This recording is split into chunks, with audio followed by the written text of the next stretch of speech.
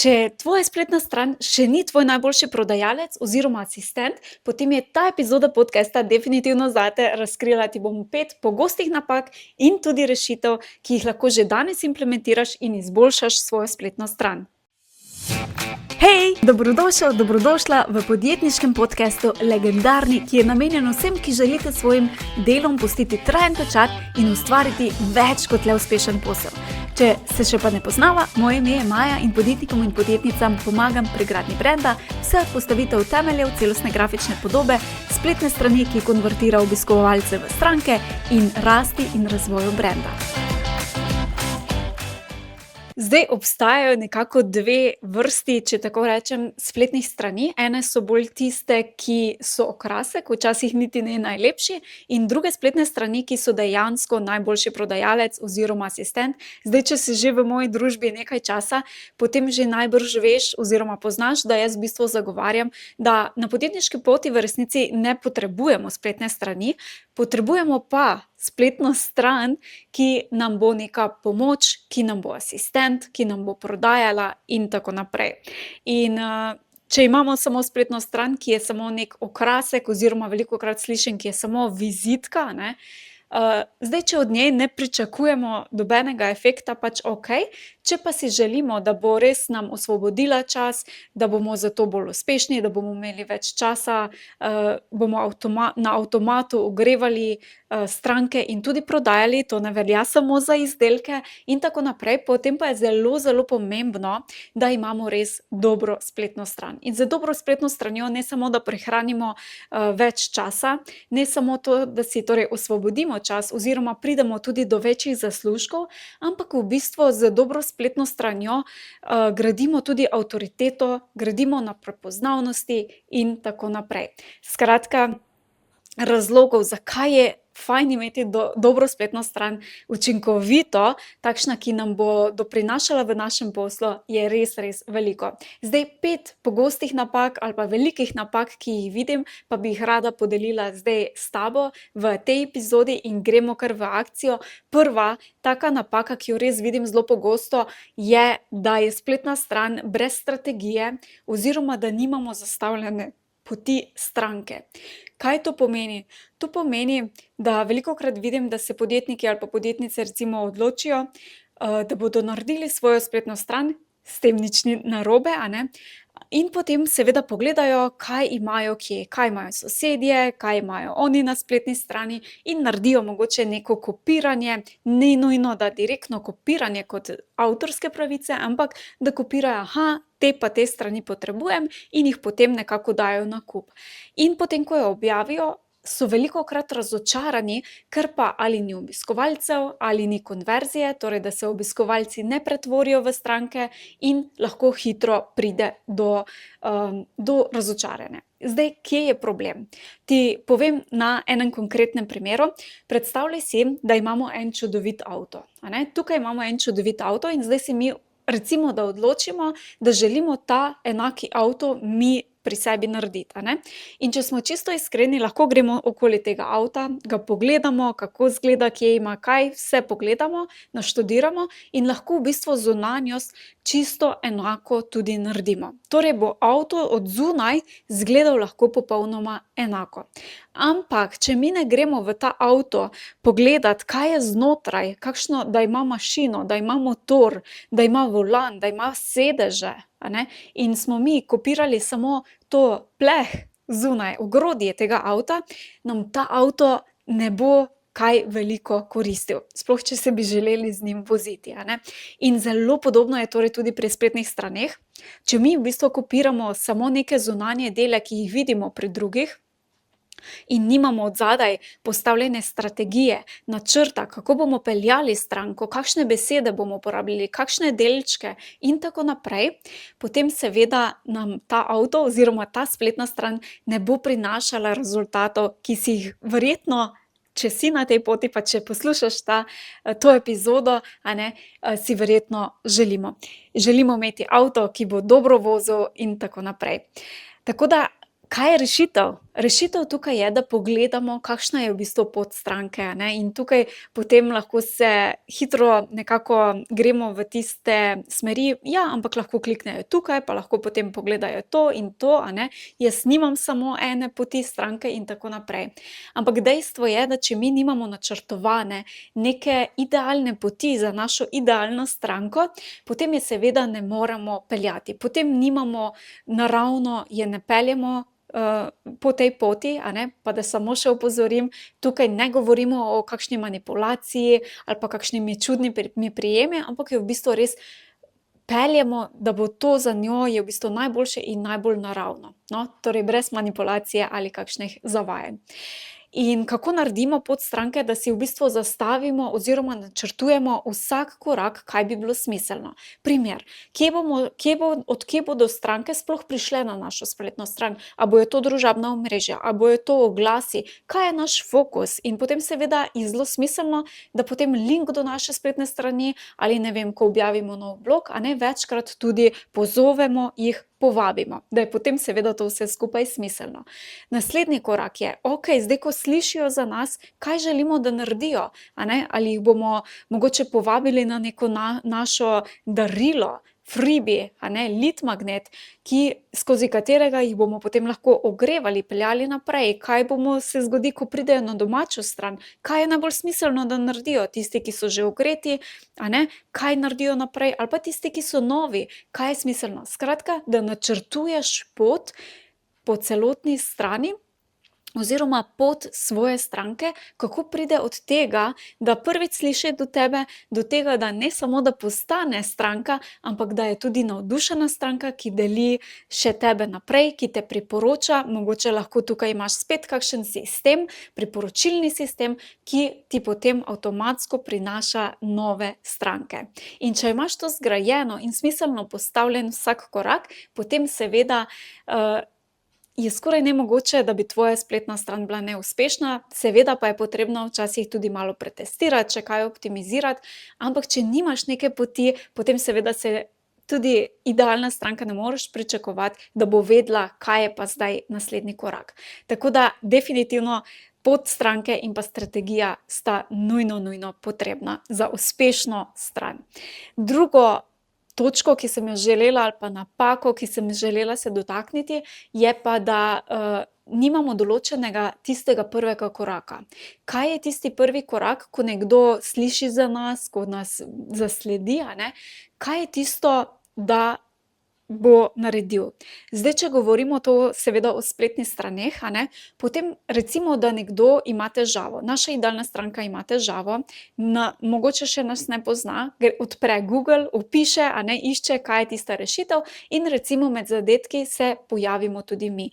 Pride na našo spletno stran in zdaj za večino, če res ni to nekih, takojšnjih nakupov, nekaj zelo nizkocenovnega, to je bolj redko, a ne, se običajno stranke ne odločijo za nakup že takoj ob prvem obisku. In če je mi v tem trenutku ne zadržimo v naši bližini, potem jo zelo hitro lahko izgubimo, ker če bo zaprla spletno stran in bo šla pogledat, okej, kdo še ima to rešitev ponuja, jo lahko za zmeraj izgubimo, ker bo pozabila.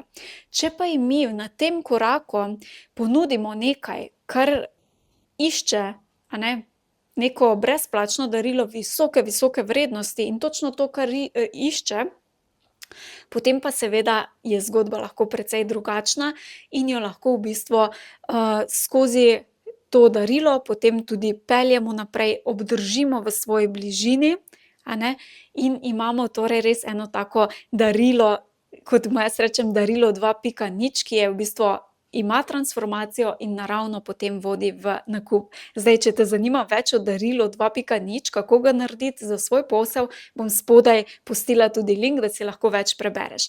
Ampak definitivno pa torej, kaj lahko naredimo, je, da pogledamo, kako lahko naši stranki oziroma naši potencialni stranki že z njo avtomatsko, ne, gradimo neke odnose, kaj lahko ponudimo. To velja tako za storitve kot pa za izdelke. In ti freebiji oziroma brezplačna darila, ker včasih dobimo vprašanje, Maja, pa to se še sploh splača? Moj odgovor je zmeraj: se splača, če imaš zadaj strategijo, oziroma če imaš načrt, kaj je smiselno. Zdaj, če govorimo o darilih, ki so ali samo neke promocijske narave ali pa odzadaj nimajo načrta, kaj potem in zakaj je to takšno darilo, in da je tudi strateško oblikovano to darilo vsebinsko, potem pa mogoče niti nimajo, lahko veliko se razdajamo, pa ne bo nekega večjega efekta. Tako da to je definitivno nekaj, kar bi se splačalo vložiti, trenutno nekaj časa pa energije, da se to ustvari, ker je potem lahko v bistvu to darilo ti prinaša stranke in jih ogreva na dolgi rok. In je res super, ko recimo jaz včasih od teh daril, ker se jih je zdaj že nekaj nabralo, a ne, včasih, ko imam vse avtomatsko od zadaj narejeno, dobim potem še kakšen mail od kakšnega starejšega darila, ke sem že skoraj pozabila, da ga imam, in se mi nekdo ful lepo zahvaljuje, da je prišel do neke transformacije, in mi je zmeraj tako fajn, pritoplo, postane tako pri srcu, da sem si takrat vzela čas in sem poskrbela tudi za te grajenje odnosov, za tisto darilo. Okej, gremo naprej. Tretja napaka, ki jo vidim zelo pogosto, je pa sporočilnost. Kako pišemo našo spletno stran, torej vsebino.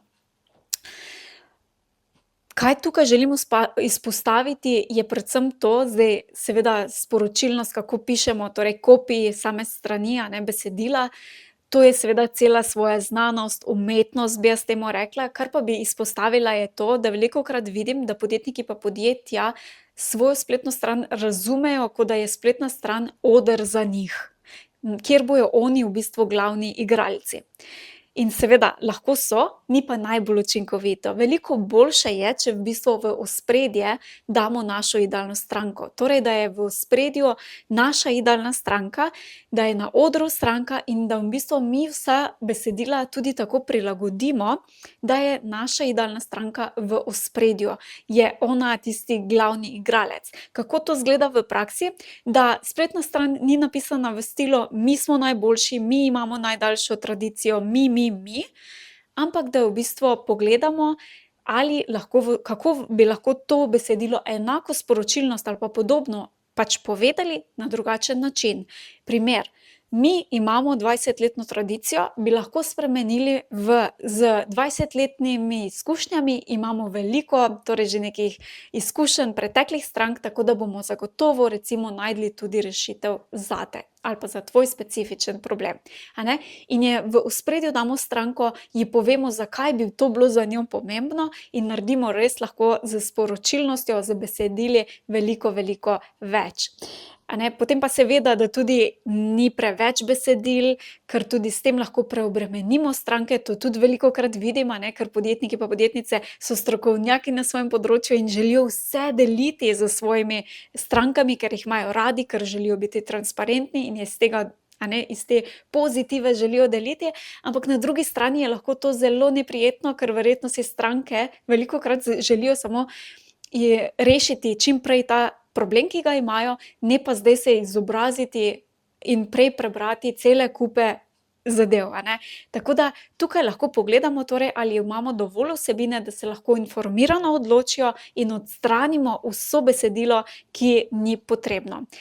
Potem seveda pa ne pozabiti tudi na jasne in zelo pogoste klice k akciji. Vsaka podstran bi naj imela tudi vsaj en klic k akciji. Torej, da ko nekdo, si lahko predstavljamo, prileti na našo določeno podstran in v bistvu potem, ko jo nekako pogleda, da jasno ve, kaj je naslednji korak. Čisto na kratko toliko od sporočilnosti. Četrta napaka, ki jo zelo pogosto vidim, je pa prevelikodušnost, če tako rečem.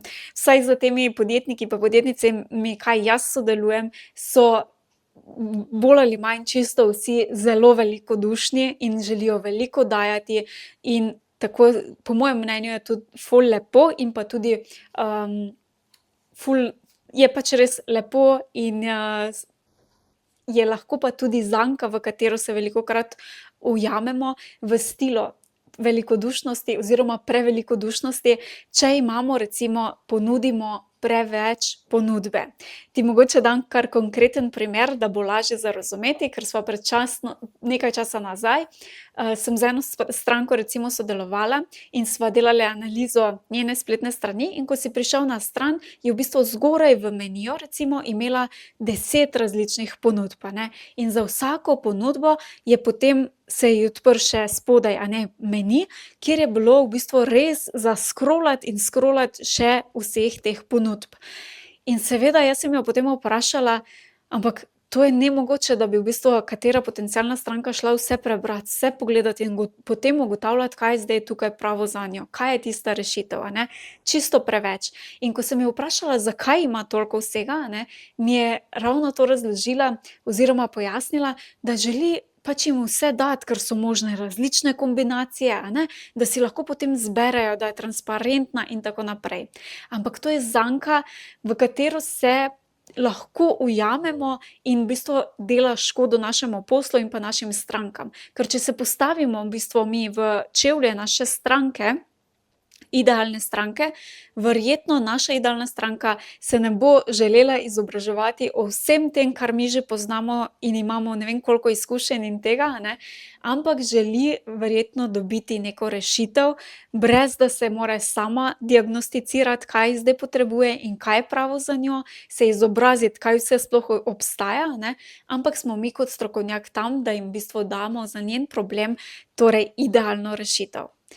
In, če gremo mogoče še en primer, da ti dam, mogoče, da se lažje odločiš, a ne. Če se zdaj ti odločiš: jaz pa zdaj moram kupiti neko novo majčko." In greš mogoče v trgovino, a ne, in ti tam takoj, ko vstopiš v trgovino, ti prodajalka v obraz vrže vse, kar imajo v trgovini. Od hlač do čevljev, do modrcev, spodnjega perila, tudi majčk vmes, a ne. Verjetno se bo marsikdo ali ustrašil ali pa bo rekel: "Ne, hvala," in se bo obrnil in šel, a ne. In enako v bistvu je tudi na naših spletnih straneh. Če nekdo pride in ga mi zasipamo z vsemi informacijami, kaj vse mi imamo, namesto da bi mu ponudili tisto, kaj potrebuje, in ga vprašali in tako naprej, lahko stranke zelo hitro tudi izgubimo. Zdaj, kaj narediti, je v bistvu zelo fajn, da pogledamo, kako široka je naša ponudba, se postavimo v čevlje naše idealne stranke in se vprašamo, ali je, rešitev dovolj jasno zapakirana, da točno ve, kdaj izbere to ponudbo in kdaj izbere to ponudbo in da ni dvoma. Tako da manj je tukaj, bi jaz celo rekla, več, manj število ponudb, ne da bi bila slabša ponudba, ki pač tudi za stranke lahko deluje veliko, veliko, boljše in pa bolj učinkovito. In pa še 5. točka oziroma napaka, ki sem jo želela poudariti, je pa to, da, velikokrat vidim, da podjetniki pa podjetnice imajo novo spletno stran in potem jo pač jo javno objavijo, a ne, in objavijo na Facebooku: "Tukaj je moja nova prenovljena spletna stran," in dajo zraven link. In kaj se potem zgodi? Da v bistvu so razočarani, ker pač ni nekega obiska. In naslednji korak običajno je, ker pač samo čakajo, da bodo zdaj pa ljudje prišli, a ne, je naslednji korak, ki ga potem običajno naredijo, je, da rečejo: moja spletna stran pa ni dovolj privlačna, tako da moram zdaj narediti redesign," a ne. In potem se ta krog lepo zavrti, da prenavljajo spletno stran, torej, dizajn nov, a ne, in potem spet objavijo, čakajo, redizajn, čakajo in se to vrti. In ne vejo, kaj je narobe. Kaj je narobe tukaj? Narobe, seveda ni narobe pa prav, ampak ni najboljše, a ne, je v bistvu to, da potem nič ne naredijo pri tej otvoritvi, da bi obiskovalci prišli na spletno stran. In obstaja neko pogosto prepričanje, tudi v podjetniških vodah, da če imam spletno trgovino, odprem, ali pa če posnamem spletni tečaj pa ga objavim, da v bistvu je to to. Ker pač moji izdelki, tudi če so najbolj fantastični, seveda jih dam na splet in potem se bojo prodajali. Seveda ne gre tako, a ne. Ne začnejo padati, ne usipajo se ljudje, kupci iz neba, ampak moramo za to nekaj narediti. In ti dam še mogoče bolj konkreten primer, da bo ti lažje mogoče za predstavo. Predstavljaš si lahko, da imamo zdaj naredimo neko novo restavracijo, a ne, in potem na neki dan, se odločimo, da zdaj bomo pa jo otvorili in gremo do vrat, odklenemo vrata in zdaj pričakujemo, da bodo gostje pač prišli v to našo restavracijo. Verjetno, če ne bomo naredili nekega dogodka, pa otvoritve, pa mogoče kakšne table, da smo zdaj odprli, pa kakšnega oglasa, verjetno kaj veliko gostov ne bomo imeli, a ne. In enako je pri spletnih straneh, kjer lahko tudi pri otvoritvi ali pa če damo kaj novega na trg, skratka, kakršenkoli razlog imamo, lahko naredimo neke online dogodke, ki povečajo obiskanost naše spletne strani in seveda, če je naša spletna stran dobro narejena, potem seveda, da konvertira obiskovalce v stranke, se bo povečala s tem tudi prodaja. Tako da, če imaš novo spletno stran ali pa si tik pri otvoritvi ali pa imaš kaj novega ali pa praznuješ kakšne praznike, daj izkoristi to, da organiziraš različne aktivnosti, dogodke na svoji spletni strani in da v bistvu svojim potencialnim idealnim strankam daš tudi razlog, da pridejo na tvojo spletno stran. Evo, tako da to je bilo nekako teh 5 pogostih napak, ki jih lahko že danes odpraviš oziroma se vsaj lotiš odpravljati in imaš v mislih, kako lahko izboljšaš svojo spletno stran. Tako da jaz ti pa želim veliko uspeha, veliko prodaje in pa veliko obiskovalcev na tvoji spletni strani.